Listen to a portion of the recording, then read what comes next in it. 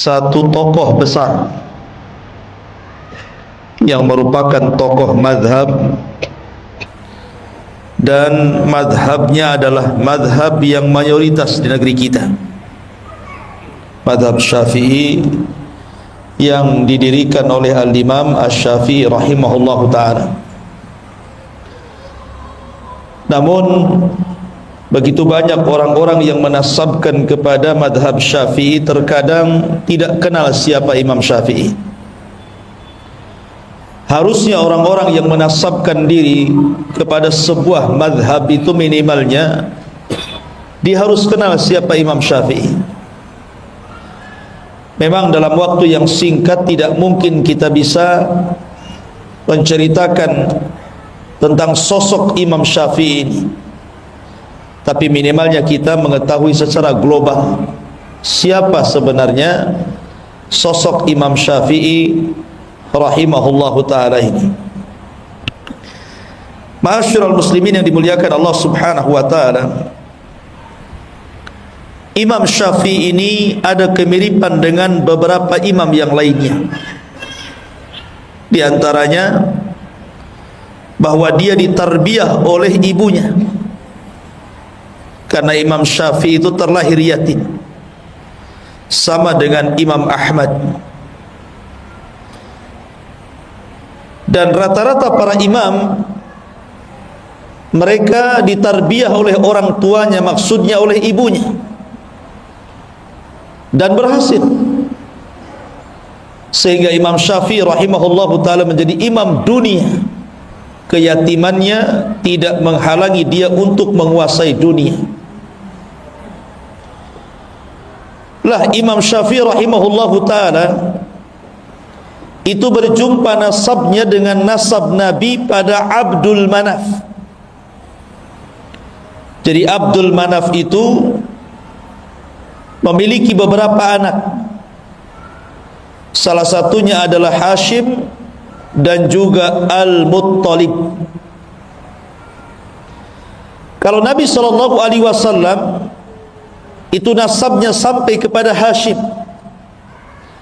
tapi kalau Imam Syafi'i nasabnya sampai kepada Al-Muttalib, tapi sama-sama ketemu di Abdul Manaf. Artinya Imam Syafi'i itu masih ada kaitan dengan Alu Baiti Rasulillah sallallahu alaihi wasallam, masih masuk pada keluarga Nabi sallallahu alaihi wasallam, dan berjumpa di kakek buyutnya Rasul, Abdul Manaf. Akan tetapi walaupun Imam Syafi'i jalurnya sampai kepada Abdul Manaf, kita tidak mengenal bahwa dia seorang ahli bait. Yang kita kenal dia adalah seorang imam besar, imam cerdas, bahkan dikatakan mujaddidul ummah, pembaharu umat. Sampai-sampai ada ulama mengatakan bahwa Allah subhanahu wa ta'ala akan membangkitkan setiap 100 tahun sekali ada orang-orang yang memperbaharui agamanya. Maka 100 tahun pertama Allah bangkitkan Umar bin Abdul Aziz, dan 100 tahun kedua Allah bangkitkan Muhammad ibnu Idris, maksudnya Imam Syafi'i rahimahullahu ta'ala. Bagaimana kisahnya? Di mana lahirnya? Bagaimana belajarnya? Bagaimana pujian ulama kepadanya? Bagaimana dia menjadi alim ulama besar? Dan bagaimana wafatnya, kemudian bagaimana tersebar madhabnya? Inilah yang kita akan bahas kurang lebih 1 jam ke depan. Ma'asyiral muslimin yang dimuliakan Allah Azza wa Jalla, ada kisah yang menarik sebelum saya masuk kepada kisah Imam Syafi'i rahimahullahu ta'ala. Imam Ahmad ibn Hanbal rahimahullahu ta'ala adalah orang yang sangat mengidolakan Imam Syafi'i. Jadi Imam Ahmad ibn Hanbal adalah salah satu murid dari murid-murid Imam Syafi'i. Jadi kalau kita lihat silsilah madhab itu sebenarnya murid dengan guru. Imam Malik gurunya Imam Syafi'i, Imam Syafi'i gurunya Imam Ahmad. Artinya bahwa di antara madhab-madhab fikih itu sebenarnya ada kaitan satu dengan yang lainnya. Masalahnya adalah ini pencetus-pencetus madhab itu tidak ada masalah dengan perselisihan mereka dengan gurunya.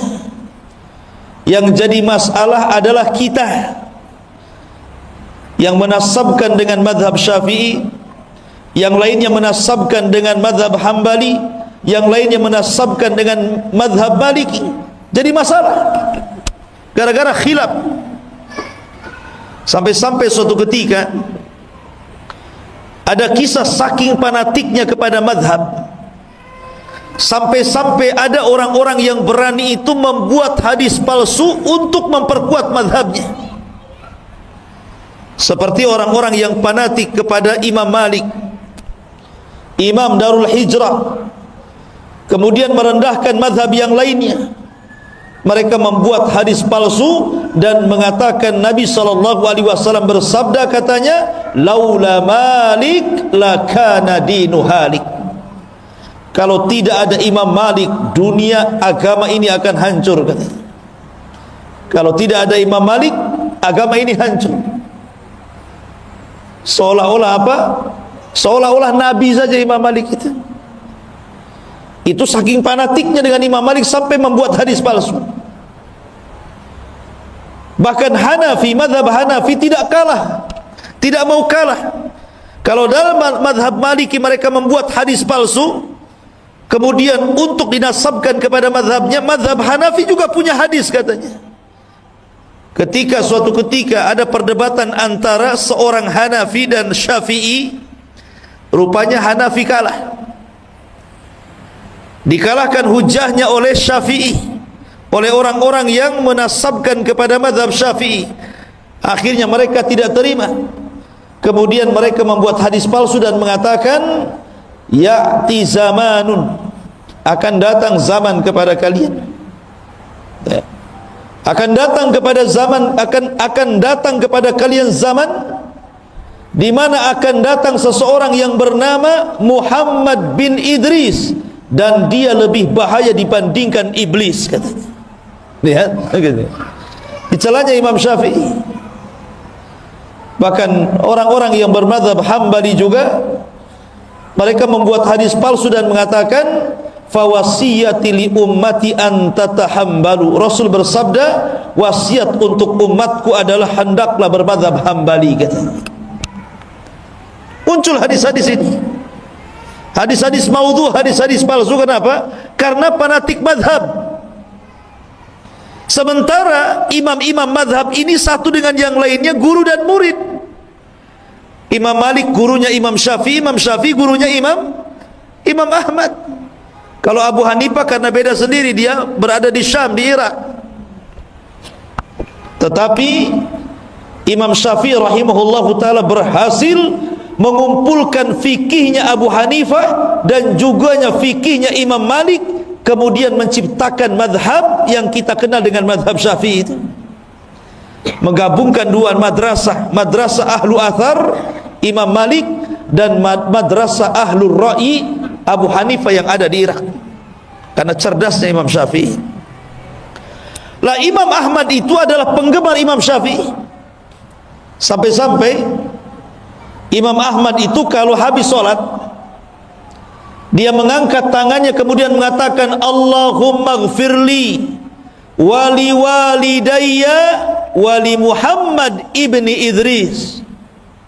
Ya Allah, ampuni dosaku, ampuni dosa kedua orang tuaku, dan ampuni dosanya Muhammad bin Idris. Siapa Muhammad bin Idris? Syafi'i. Jadi kalau antum ditanya siapa nama Imam Syafi'i, Muhammad ibnu Idris. Sampai-sampai anaknya Imam Ahmad namanya Abdullah, karena keseringan mendengar bapaknya itu selalu memuji Imam Ahmad, selalu memuji Imam Syafi'i, jadi dia penasaran. Kemudian dia mengatakan kepada bapaknya Imam Ahmad, Wahai bapakku, seperti apa Imam Syafi'i itu? Kenapa engkau senantiasa memuji Imam Syafi'i? Tidak ada waktu kecuali kau puji Imam Syafi'i, dan kau doakan Imam Syafi'i sampai 40 tahun. Kau doakan dalam solatnya untuk Imam Syafi'i. Siapa emangnya dia? Karena putranya tidak tahu. Maka Imam Ahmad mengatakan, ya bunai, inna Syafi'i kasyamsi lid dunya wa kal afiyati lil jasadi. Wahai anakku, tahukah kamu Imam Syafi'i siapa? Imam Syafi'i itu seperti matahari untuk bumi ini, dan seperti kesehatan bagi orang-orang yang perlu kesehatan pada badannya. Jadi manusia berhajat kepada matahari dan berhajat kepada kesehatan. Artinya manusia sangat berhajat kepada Imam Syafi'i. Bayangkan Imam Ahmad loh 40 tahun berdoa kepada Imam Syafi'i agar Allah mengampuni dosanya. Pertanyaannya, pernah enggak antum mendoakan guru-guru antum itu? Jangan-jangan antum sendiri tidak pernah didoakan, apalagi doain orang. Orang tua antum aja enggak pernah didoakan gitu.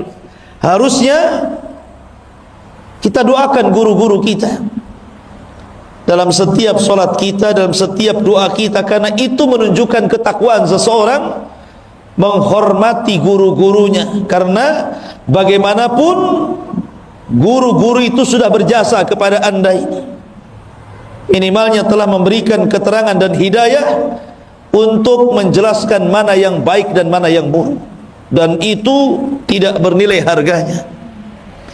Ma'asyiral muslimin yang dimuliakan Allah Azza wa Jalla, bahkan dikatakan oleh Ibnu Katsir rahimahullahu ta'ala, jadi Imam Syafi'i itu bukan hanya satu ulama, Imam Ahmad saja yang memujinya, tapi banyak para ulama memuji Imam Syafi'i. Sampai-sampai dikatakan oleh Abdurrahman ibn Mahdi. Abdurrahman ibn Mahdi dia seorang ulama besar yang ada di Baghdad, Irak. Dialah yang meminta kepada Imam Syafi'i untuk menulis sebuah kitab, namanya Kitab Usulul Fiqh. Dan itulah kitab pertama di dunia yang dikarang oleh Imam Syafi'i. Kalau ditanya siapa yang pertama kali mengarang kitab usul fikih, maka jawabannya adalah Muhammad bin Idris, Imam Syafi'i. Bayangkan, makanya dikatakan mujaddid, karena seseorang tidak akan paham fikih kalau dia tidak belajar usulnya. Makanya ulama mengatakan, man harumal usul harumal wusul. Siapa yang diharamkan tidak paham dengan usul, maka tidak akan sampai ke tujuan, kata ulama. Karena orang bisa mengambil istinbat hukum dari Quran dan sunnah itu karena paham usul fikih. Dan tidak ada yang meletakkan usul fikih pertama kali kecuali Imam Syafi'i. Atas siapa? Atas permintaan Abdurrahman ibnu Mahdi, seorang alim ulama Baghdad. Jadi Abdurrahman ibn Mahdi ini mengirim surat. Ketika itu Imam Syafi'i berada di Mekah, agar menuliskan untuk dia satu risalah berbentuk usul fikih.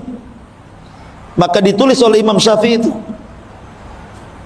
bagaimana caranya pengambilan istinbat hukum dari Quran dan sunnah untuk masalah fikih. Kemudian setelah selesai, kitabnya disebut Ar-Risalah. Kemudian dihantar ke Baghdad. Ketika buku itu sampai di Baghdad, semua ulama-ulama Baghdad takjub dengan buku itu, memuji Imam Syafi'i. Kenapa? Karena belum pernah ada ulama yang mengarang buku seperti itu, mencerdaskan orang, sehingga orang memudahkan untuk istinbat hukum dari Quran dan sunnah dalam masalah fikih. Makanya dia dikatakan pembaharu umat karena dia yang pertama kali meletakkan ilmu usul fikih, Imam Syafi'i ini. Sehingga kita orang-orang setelahnya memudahkan untuk memahami tentang hukum-hukum dalam fikih dengan pahamnya usul fikih itu. Ma'asyiral muslimin yang dimuliakan Allah Azza wa Jalla, apa kata Imam Abdurrahman Al-Mahdi rahimahullahu ta'ala? Dia mengatakan, kata Abdurrahman ibn Mahdi, demi Allah, aku tidak pernah melihat orang yang paling berakal melebihi Imam Syafi'i. Dia manusia yang ajaib dan cerdas. Ma'asyiral muslimin yang dimuliakan Allah Azza wa Jalla, dan banyak lagi pujian nanti kita akhirkan. Kita masuk pada sejarah pertama. Di mana Imam Syafi'i dilahirkan? Imam Syafi'i dilahirkan, ada yang mengatakan di Gaza. Kita kenal ada namanya jalur Gaza. Di mana? Palestina. Ada yang mengatakan dia dilahirkan di Asqalan. Makanya ada ulama namanya Al-Hafidh Ibnu Hajar Al-Asqalani. Asqalan, di mana Asqalan? Masih di Palestina. Jadi ada yang mengatakan di Gaza, ada yang mengatakan di Asqalan. Intinya Palestina lah. Jadi Imam Syafi'i dilahirkan di mana? Di Palestina.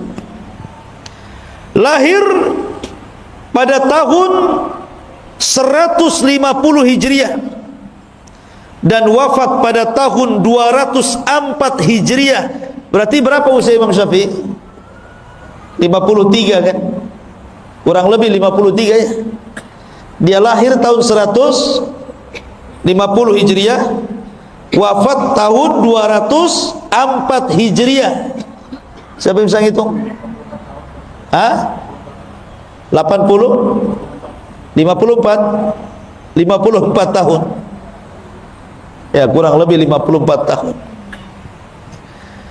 Artinya waktunya muda kan, 54 tahun kan masih muda tuh. Karena usia umat Nabi SAW berapa? Berkisar 60 tahun sampai 70 tahun saja kan. Artinya Imam Syafi'i itu masih muda meninggal itu.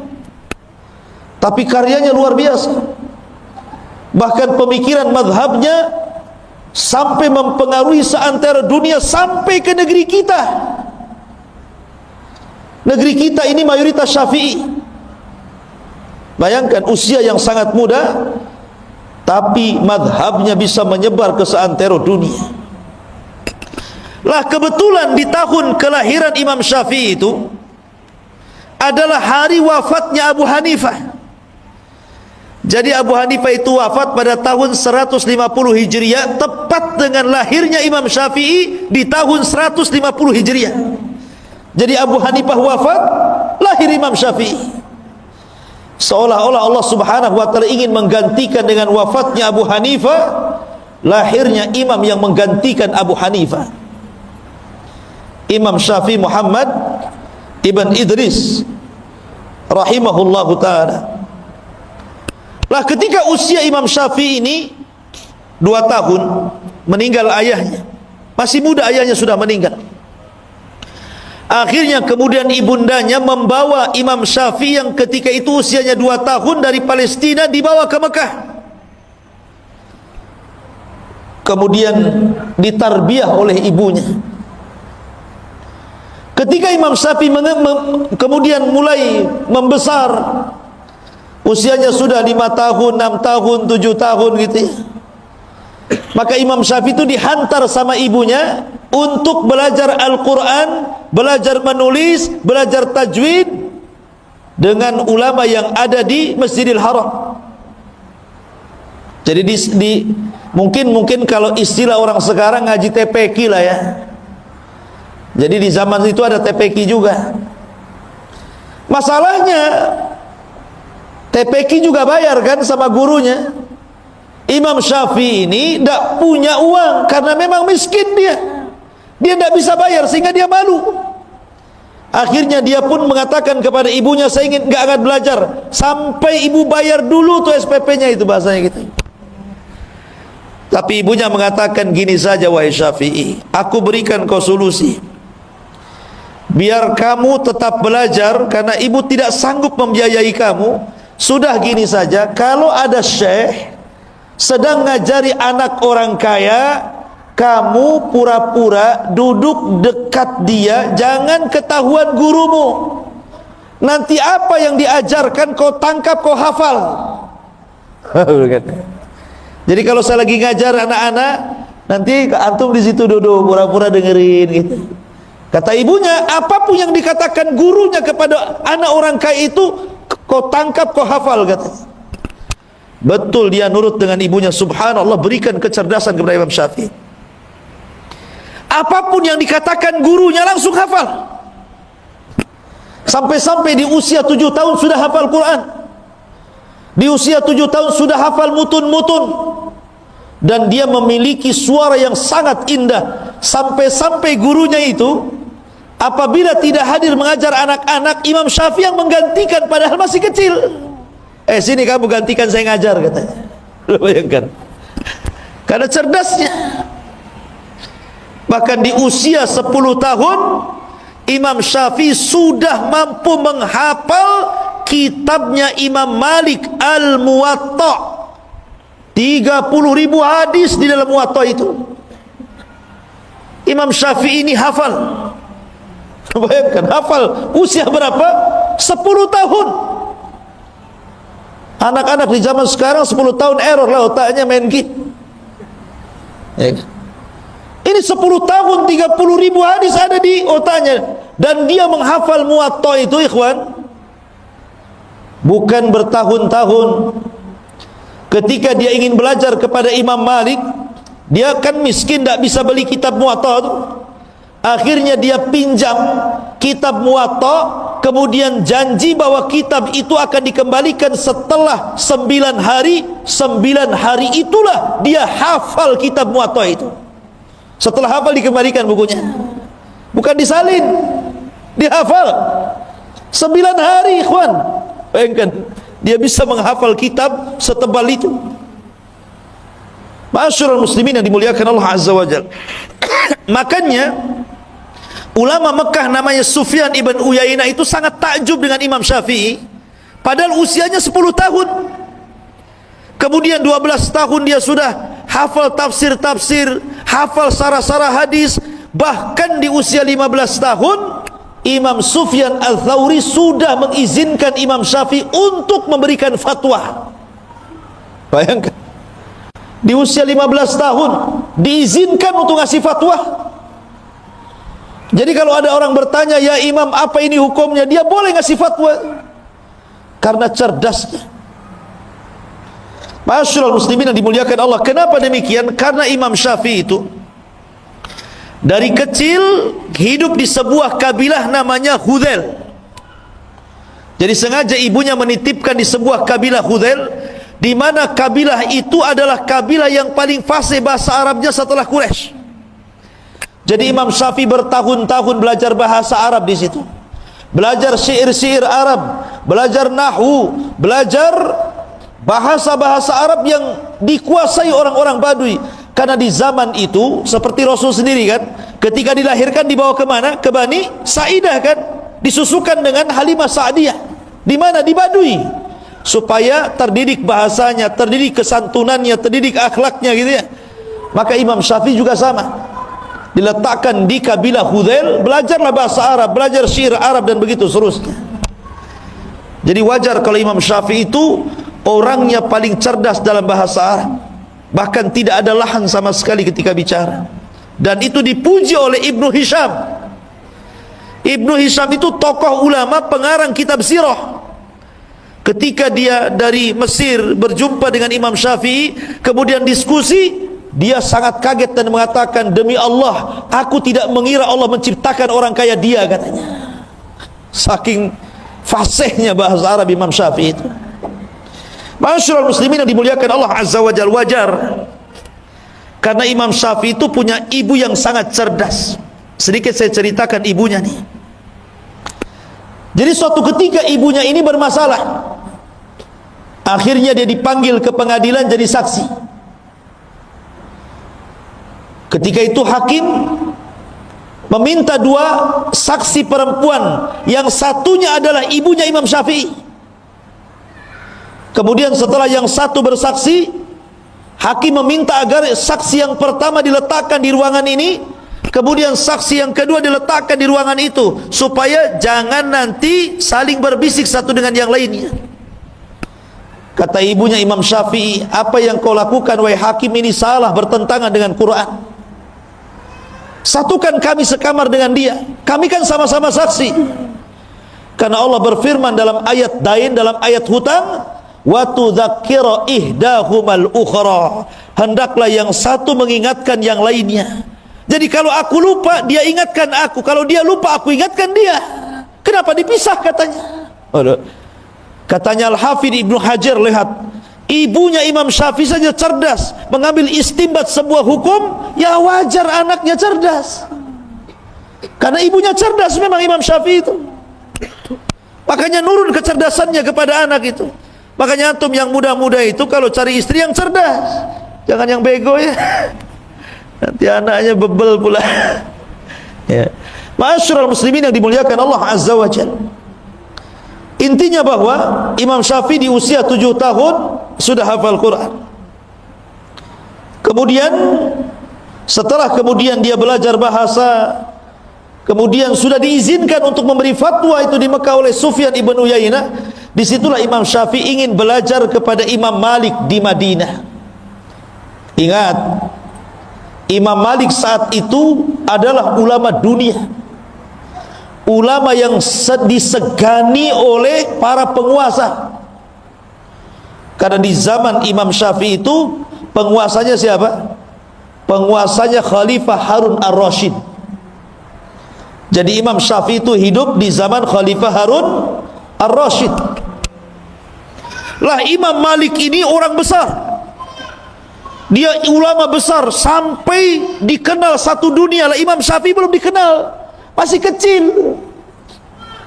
Dia ingin belajar kepada Imam Malik, tapi dia sudah persiapkan, dia sudah hafal muwatta'nya dulu. Akhirnya dia pun menyurati pemimpin Madinah, gubernur Madinah, agar memberikan menjadi perantara dia bisa belajar kepada Imam Syafi'i, kepada Imam Malik. Tapi gubernurnya ketakutan, tidak berani. Mana ada yang berani datang kepada Imam Malik, apalagi Imam Malik tidak mau perantara-perantara. Tetapi singkat cerita, akhirnya gubernur itu pun mengantar Imam Syafi'i dan berjumpa dengan Imam Malik. Imam Syafi'i masih kecil ketika itu.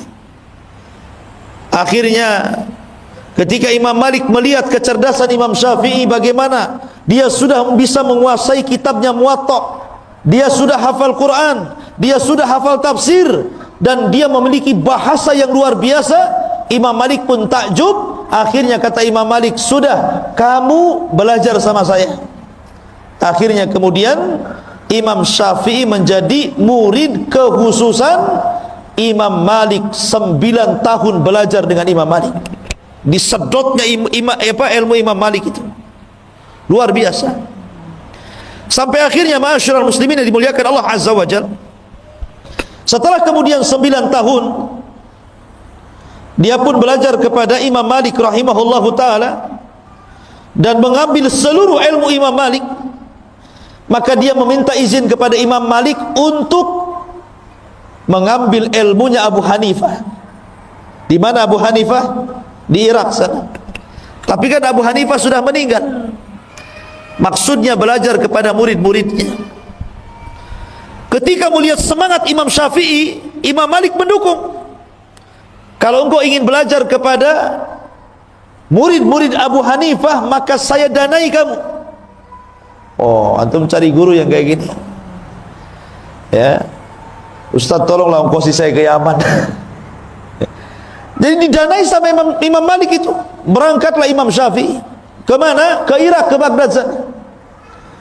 Dan di Baghdad dia banyak ketemu murid-murid Imam Ahmad. Salah satunya adalah dia berjumpa dengan Muhammad Hasan Asy-Syaibani, kemudian Abu Yusuf Al-Qadhi, dan itulah 2 murid Abu Hanifah yang paling cerdas ketika itu. Jadi Imam Syafi'i kemudian berdialog, kemudian menyerap ilmunya Abu Hanifah. Disinilah Imam Syafi'i menggabungkan 2 madrasah yang berbeda. Kalau Imam Malik murni madrasahnya ahli hadis, tapi kalau Abu Hanifah madrasahnya ahlur ra'i. Ya, ahlur ra'i itu maksudnya apa? Banyak menggunakan akal. Ya, menggunakan akal untuk memutuskan sebuah perkara. Maka Imam Syafi'i menggabungkan dua mazhab yang berbeda ini. Ketika itulah Imam Syafi'i di Baghdad menulis satu kitab namanya Al-Hujjah, atau disebut dengan Risalah Awal, yang disebut dengan Qaulul Qadim namanya, ucapan Imam Syafi'i lama. Karena ketika Imam Syafi'i hijrah ke Mesir, kemudian wafat di Mesir, Imam Syafi'i menarik semua kata-kata dan fatwanya dalam kitab Al-Hujjah itu, kemudian ngarang buku lagi namanya Al-Um. Makanya Al-Um itu disebut Qaulun Jadid, perkataan yang baru. Jadi Imam Syafi'i itu punya fatwa lama, punya fatwa baru. Dan tidak mengapa seseorang itu berubah-ubah pendapat. Pamannya dulu pendapat dia seperti ini, kemudian belajar dapat ilmu baru, oh enggak benar yang dulu saya tinggalkan, yang barulah yang lebih kuat menurut saya. Tidak ada masalah. Ya. Karena Imam Syafi'i 99% fatwanya dirubah. Bukan satu fatwa, 99% loh fatwanya dirubah. Jadi dari kaul qadim menjadi kaul jadid. Tetapi para ulama setelahnya, ada yang kemudian memandang kaul qadim itu lebih kuat sehingga menguatkan kaul qadim, ada yang kemudian memandang kaul jadid lebih kuat, akhirnya merojehkan kaul jadid. Terjadilah khilaf antar madhab Syafi'i. Ya, gitu ya. Jadi di tubuh madhab Syafi'i itu banyak khilaf. Karena ada yang mengambil perkataan yang lama dari Imam Syafi'i, dan ada yang mengambil perkataan baru Imam Syafi'i masalahnya. Tapi begitulah Imam Syafi'i, orang yang paling cerdas luar biasa. Jadi ketika Imam Syafi'i kemudian ke Baghdad, kemudian menyerap ilmunya orang-orang Baghdad dan mampu menguasai fikihnya Hanafi, kemudian dia akhirnya pulang lagi ke Mekah, ke Madinah. Ketika itulah kemudian dia ingin berangkat ke Yaman. Lihat para ulama ini, mereka kalau belajar itu rihlah, berjalan ke sana kemari. Tapi bukan jalan-jalan, betul-betul menuntut ilmu. Berangkatlah Imam Syafi'i ke Yaman. Di Yaman inilah Imam Syafi'i akhirnya belajar kepada orang-orang yang pakar-pakar firaq. Bahkan pernah belajar Syiah supaya membantah Syiah, bukan untuk belajar Syiah. Dia belajar Syiah itu untuk dibantah. Karena ada orang-orang Syiah yang mengatakan Syafi'i itu Syiah katanya. Enggak, Imam Syafi'i itu ahli sunnah. Lah, ketika kemudian di Yaman inilah Imam Syafi'i mempelajari banyak hal. Salah satu yang dipelajari adalah ilmu firasah. Firasat, ilmu firasat. Jadi kalau melihat orang itu, gelagatnya tahu ini orang baik atau orang jahat. Di dunia ini sampai-sampai dikatakan yang mampu mempelajari ilmu firasat cuma dua saja. Pertama Khalil Ibn Ibrahim, dan yang kedua Imam Syafi'i Muhammad bin Idris. Dia mempelajari ilmu firasat. Dia nengok orang saja udah tahu nih, banyak utang nih kayaknya. Jadi luar biasa itu. Bukan meramal, itu ada ilmunya itu. Tapi tidak semua orang bisa kan gitu ya. Memang Imam Syafi'i membidangi itu. Karena kekuatan hafalan, kekuatan akal, kecerdasannya itu loh, sehingga dia mampu menguasai ilmu firasat itu. Tapi Allah takdirkan ikhwan, di Yaman ini dia terkena fitnah. Di mana Imam Syafi'i difitnah oleh gubernur yang ada di Yaman, bahwa dia hendak memberontak kepada Khalifah Harun ar-Rasyid karena hasadnya. Para ulama-ulama sesat melaporkan kepada penguasa Yaman, kemudian akhirnya Imam Syafi'i ditangkap dengan beberapa ulama yang lainnya, kemudian dibawa ke Baghdad, dihadapkan kepada Khalifah Harun ar-Rasyid. Subhanallah, teman-temannya mati dipenggal. Ketika giliran Imam Syafi'i ini, wahai Syafi'i, Anda masuk sini. Kemudian khalifah bertanya, betul kau akan memberontak kepada diriku? Maka Imam Syafi'i menjelaskan bahwa tuduhan itu tidak benar. Dan Imam Syafi'i harus masuk penjara dan disiksa di penjara.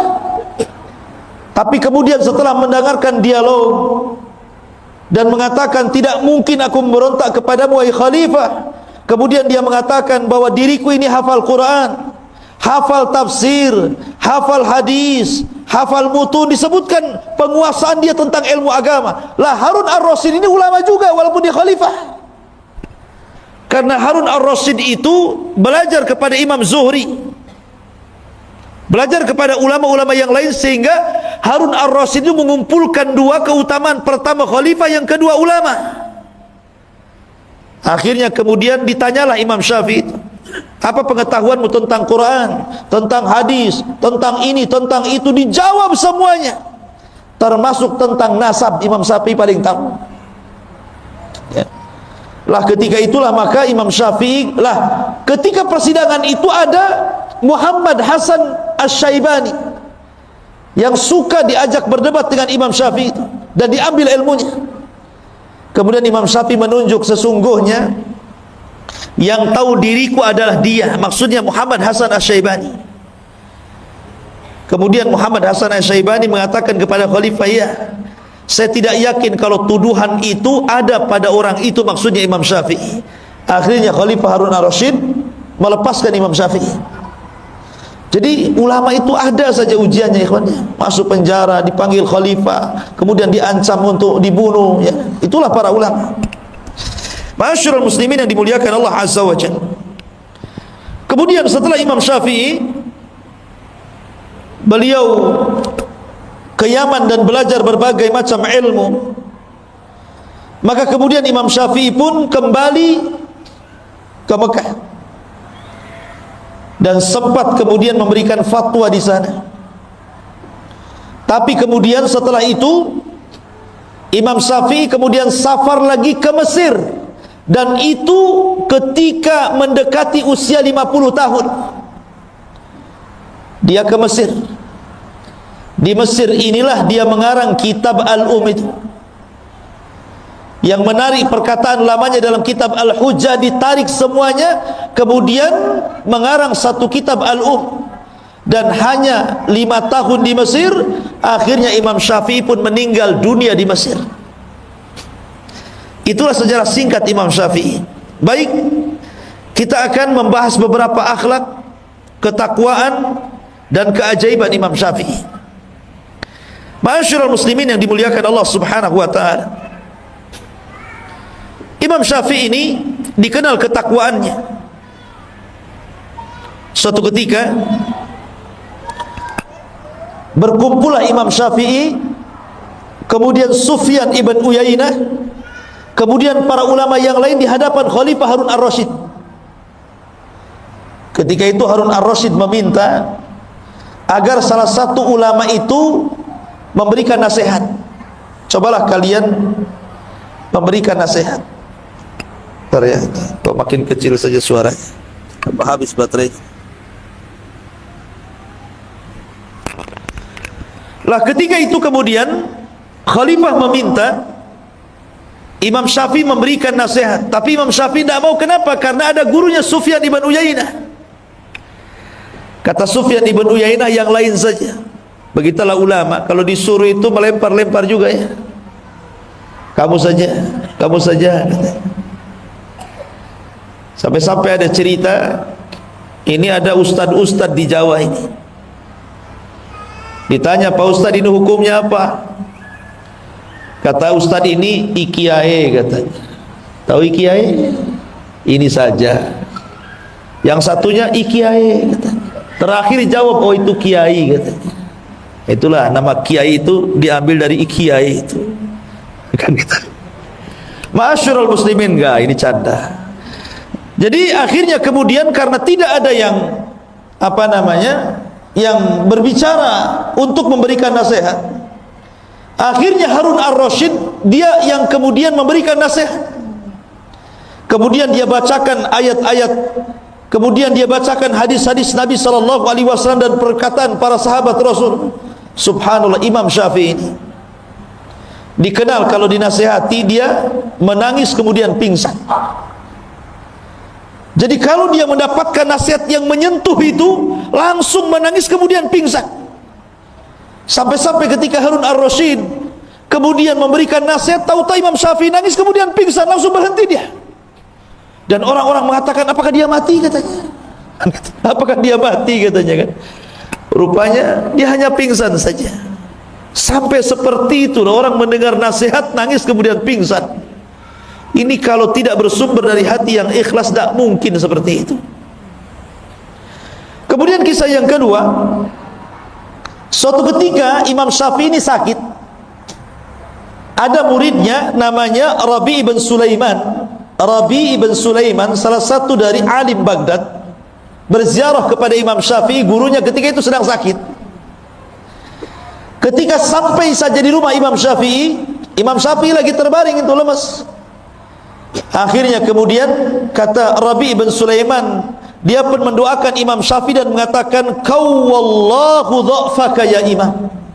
Qawwallahu dha'faka ya Imam." Kalimat qawwallahu dha'faka ya Imam itu memiliki dua makna. Makna yang pertama, qawwa itu artinya semoga Allah menguatkan kelemahanmu hai Imam, maknanya dihilangkan penyakitnya. Tapi makna yang kedua, maksudnya menguatkan kelemahannya sehingga makin lemah lagi, kan begitu ya. Kalimat itu kan ada dua makna ya, semoga Allah menguatkan kelemahanmu.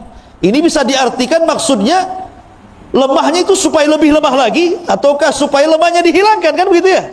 Kalimat itu kan. Jadi Imam Syafi'i tersenyumlah. Kamu mengatakan qawallahu dha'fi idzan qatalani. Kalau engkau mengucapkan seperti itu, sama aja kau bunuh aku katanya. Katanya kan itu. Karena apa? Imam Syafi'i guyon sebenarnya. Dia paham tak mungkinlah Rabi' bin Sulaiman itu maksudnya kalimat qawallahu dha'fak itu supaya ditambah kelemahannya Imam Syafi'i gurunya. Tapi karena ada dua kalimat, ada satu kalimat memiliki dua makna, Imam Syafi'i masih bercanda ketika sakit itu. Idzan qatalani. Kalau kau ngomong begitu, kau hendak membunuhku ya, supaya kelemahanku bertambah.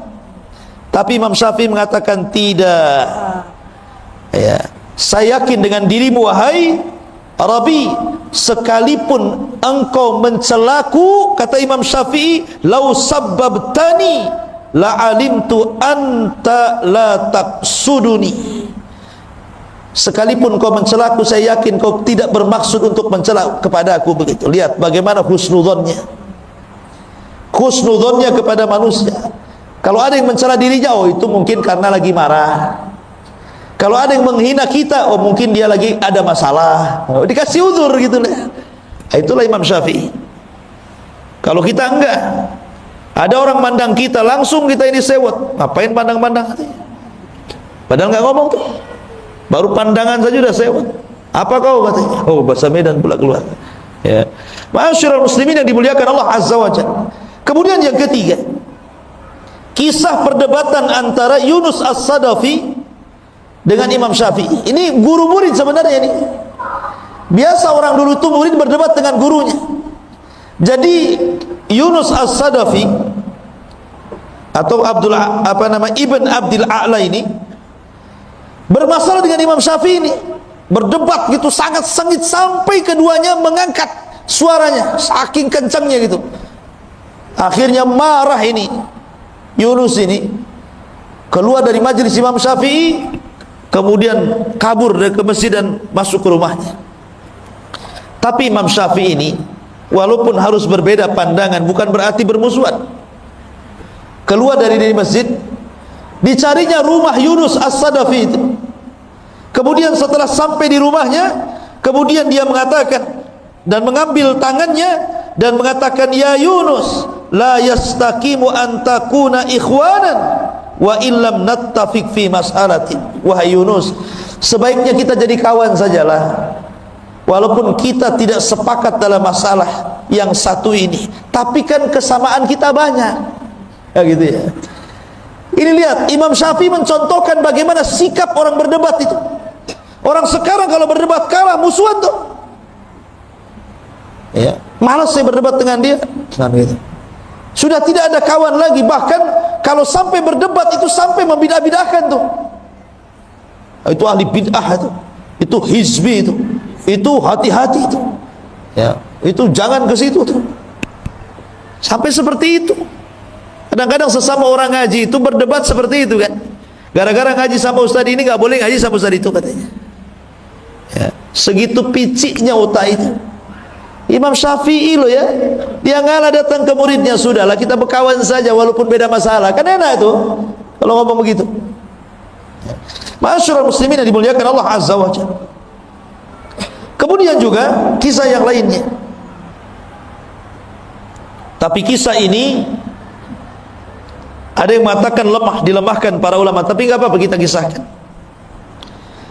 Jadi karena Imam Syafi'i itu selalu dipuji-puji Imam Ahmad, sampai anak perempuan Imam Ahmad itu setiap hari mendapatkan dongeng dari Imam Ahmad tentang sosok Imam Syafi'i.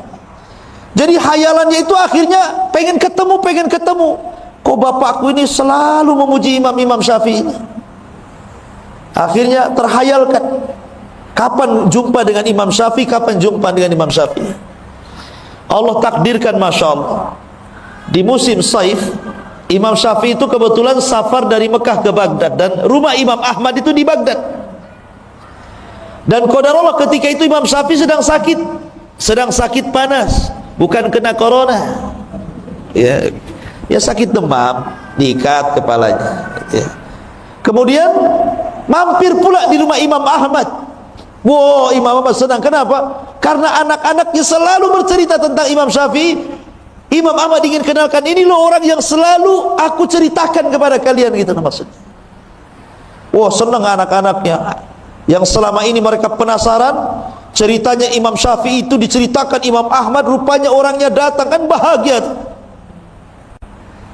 Tapi kebahagiaan itu kemudian menjadi kekecewaan ketika salah satu putri Imam Ahmad ini memperhatikan ibadahnya Imam Syafi'i karena ingin menirunya. Seperti apa sih hebatnya orang ini? Kenapa bapakku sampai mengalem-ngalem dia? Mulailah malam hari. Awalnya datang Imam Syafi'i, tentu namanya tamu kan dijamu tuh. Kasih makan enak. Sekali makan habis makanannya, satu meja. Jadi ditengokin saja sama anaknya. Wah, banyak makannya nih Imam ini kan. Gitu.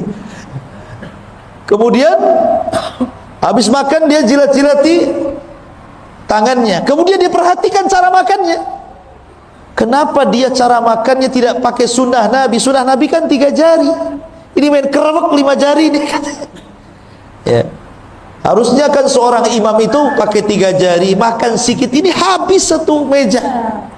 Mulai dia bertanya-tanya ini Syafi'i ke bukan Syafi'i? Gitu.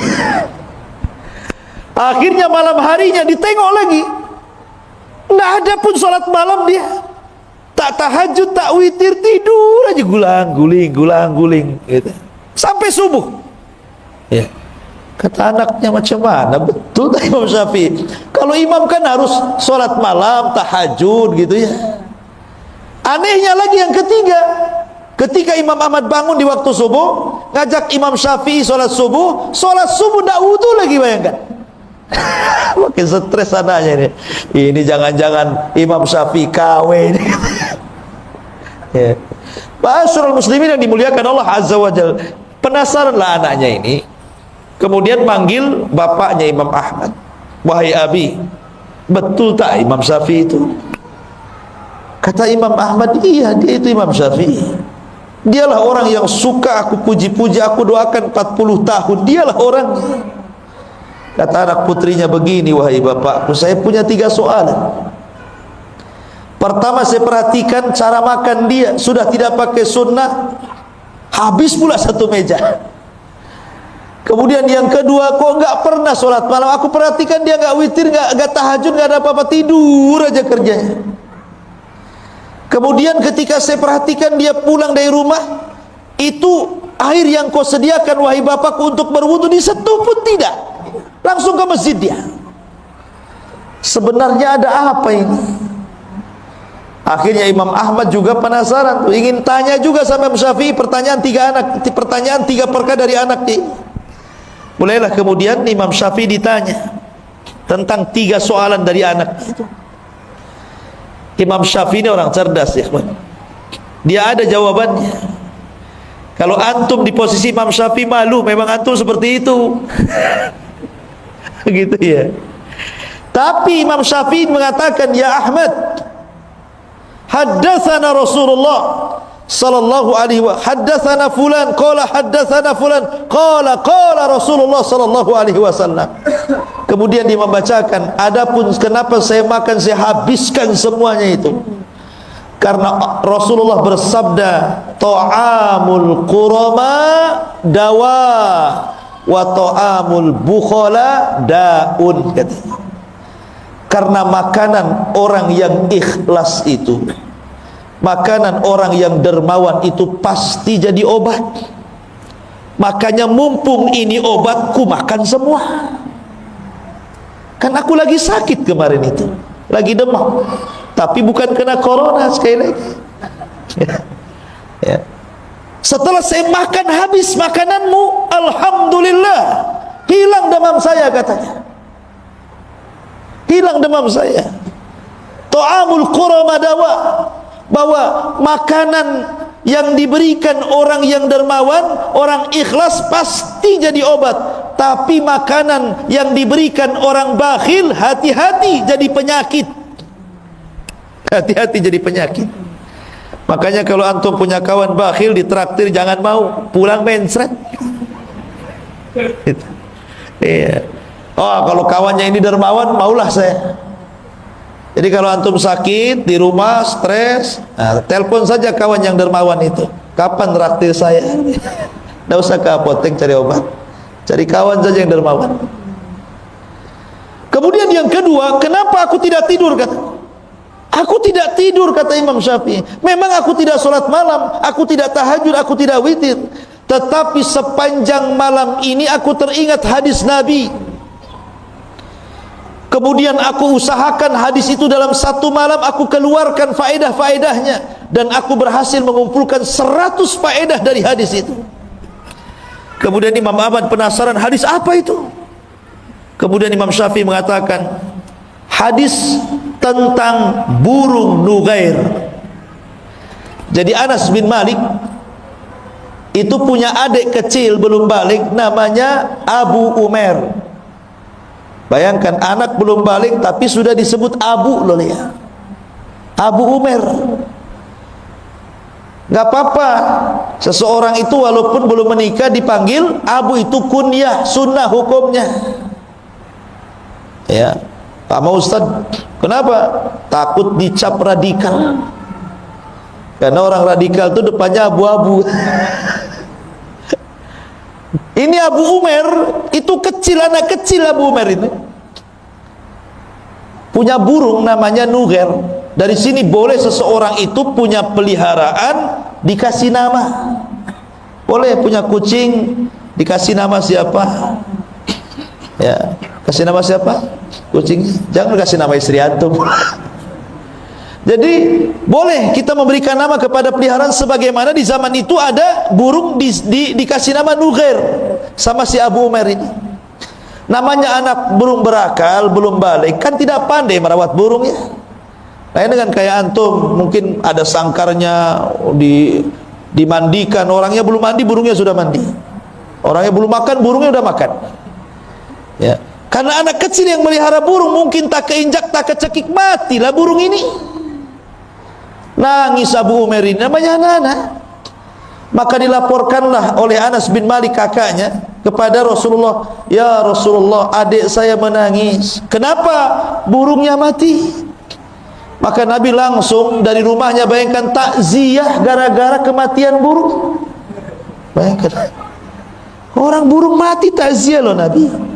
Bukan orang saja takziah, Nabi bertakziah sama anak kecil gara-gara burungnya mati. Kenapa? Karena tahu Nabi itu bagaimana rasanya anak kecil pecah hatinya. Itu sama dengan orang dewasa ketika ditinggal oleh pacarnya. hatinya sakit. Anak kecil itu sakit loh kalau mainannya hilang kan ya. Makanya Rasul takziah, kasihan. Nah itulah, makanya amalan yang paling tinggi itu jabrul qalbi, ikhwan.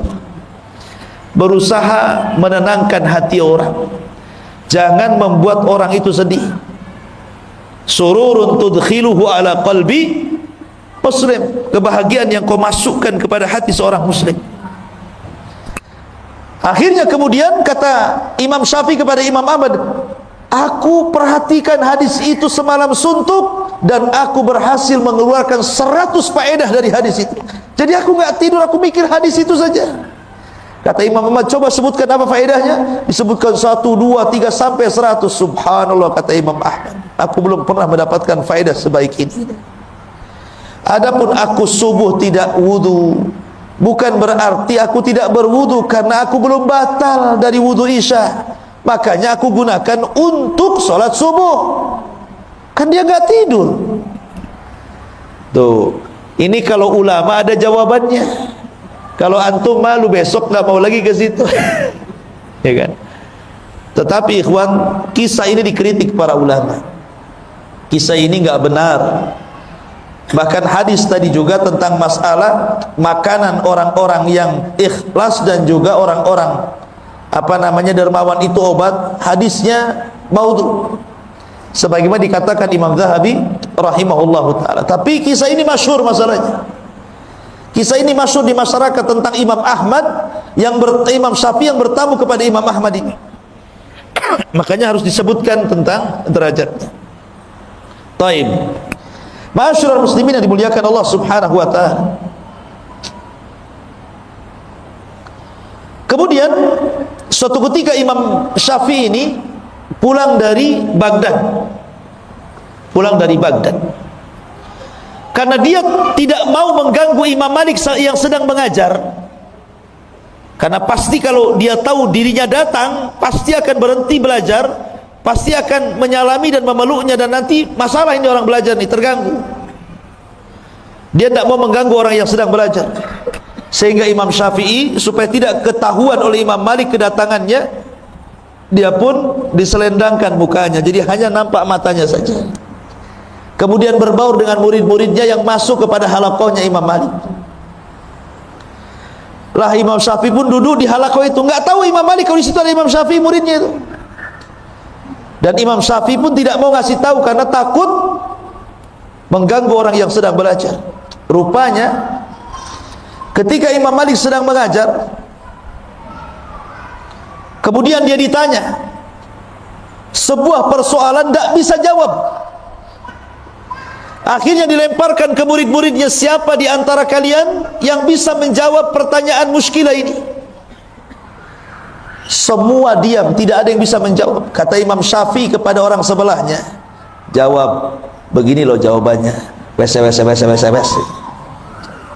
Akhirnya berdiri, saya Imam Malik. Kata Imam Malik, fadhal. Dijawab, benar. Imam Malik heran, kenapa dia bisa tahu?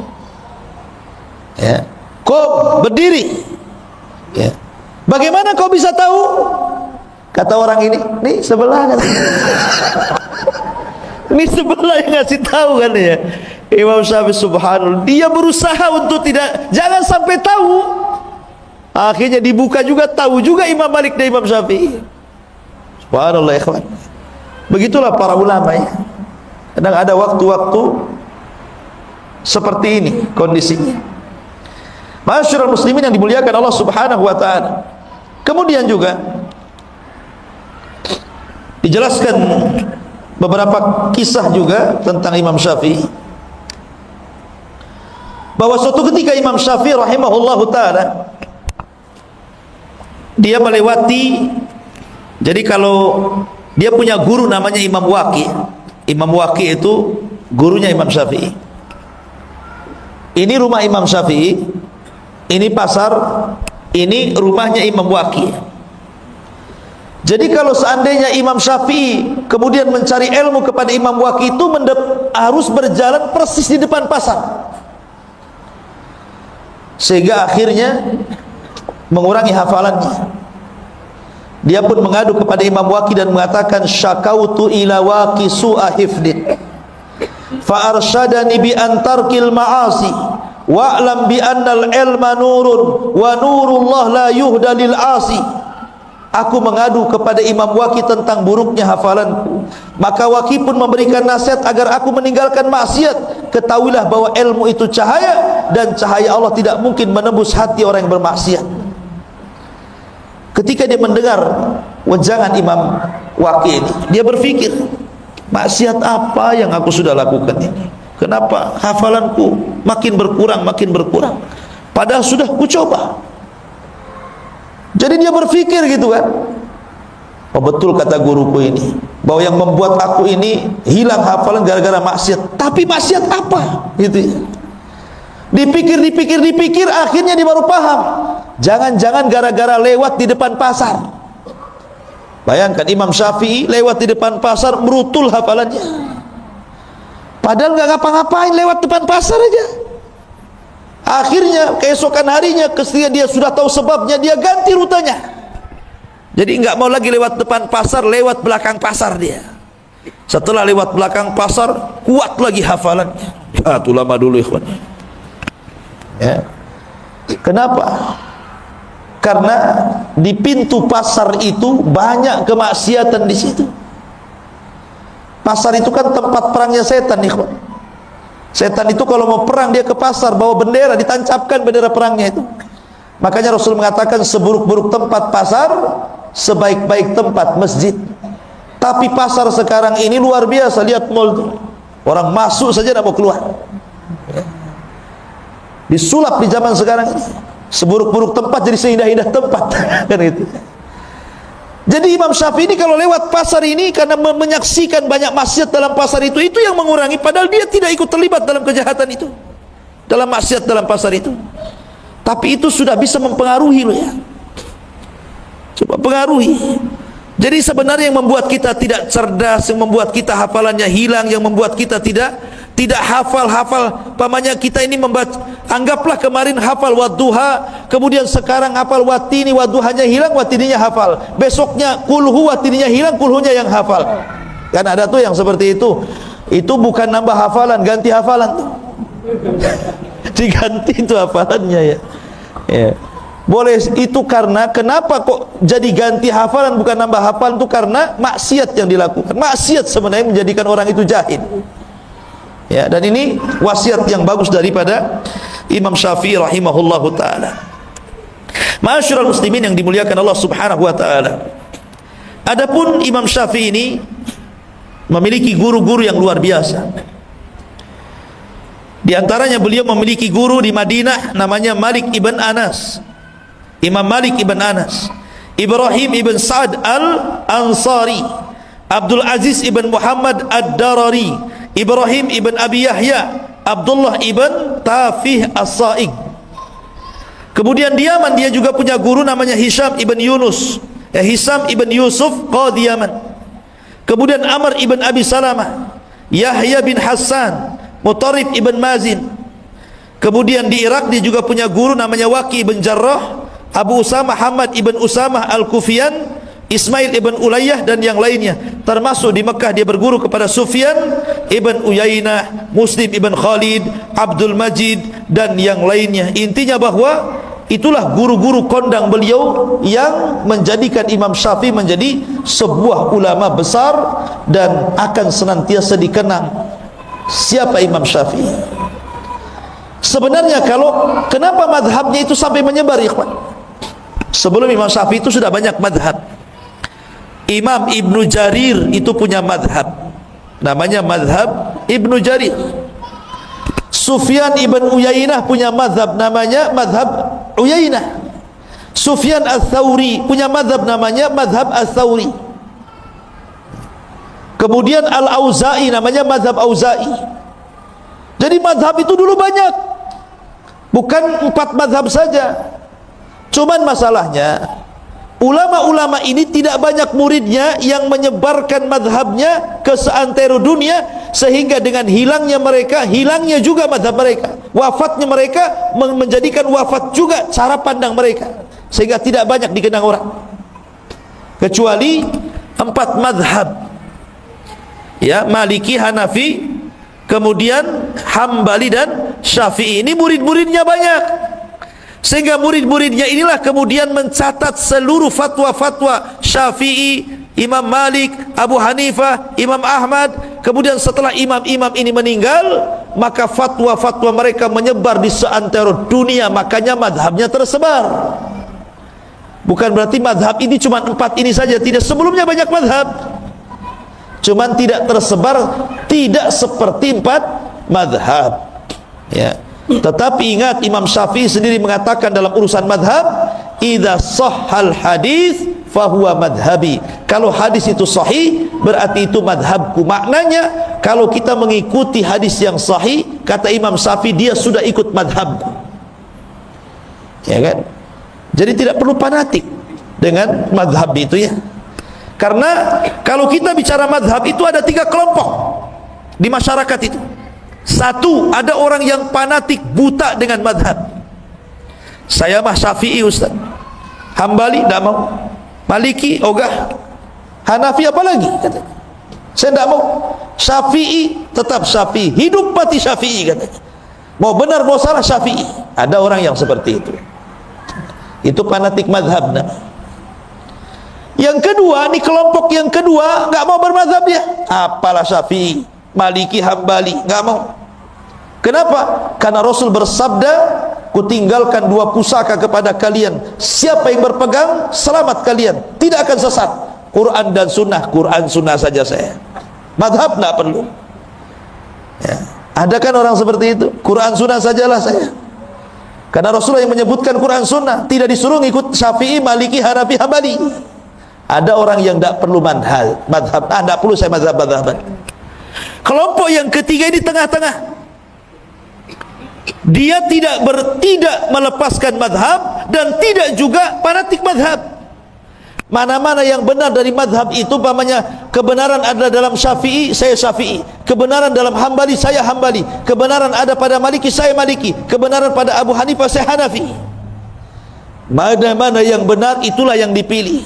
Dan harusnya ambil yang terakhir ini pendapat kita, supaya tidak fanatik madhab, ya. Karena masing-masing ulama itu kan punya keistimewaannya. Sekarang kalau seandainya orang yang tidak mau bermadhab ini, Quran sunnah saja, saya katakan, gimana kau caranya memahami Quran dan sunnah kalau tanpa ulama? Justru dengan adanya madhab itu kita tertolong. Jadi kita paham maksud Quran, maksud hadis. Ini loh ulama yang paling paham, karena ulama itu warasatul anbiya. Tetap kita butuh ulama untuk memahami itu, karena kita bukan siapa-siapa. Tapi kita juga jangan sampai fanatik, karena mereka bukan nabi. Ulama itu tidak maksum, yang maksum itu nabi. Makanya ambil yang benar, campakkan yang salah. Itulah seruan dan slogan mereka semuanya. Seperti Imam Syafi'i mengatakan, apabila kau dapati dalam bukuku menyelisih Al-Quran dan Sunnah, tinggalkan. Tetapi yang sesuai dengan Quran dan Sunnah ambil. Itu kata-kata Imam Syafi'i itu, ya. Maka kita ambil yang sesuai dengan Al-Quran dan Sunnah, dan kita tinggalkan yang tidak sesuai. Selesai.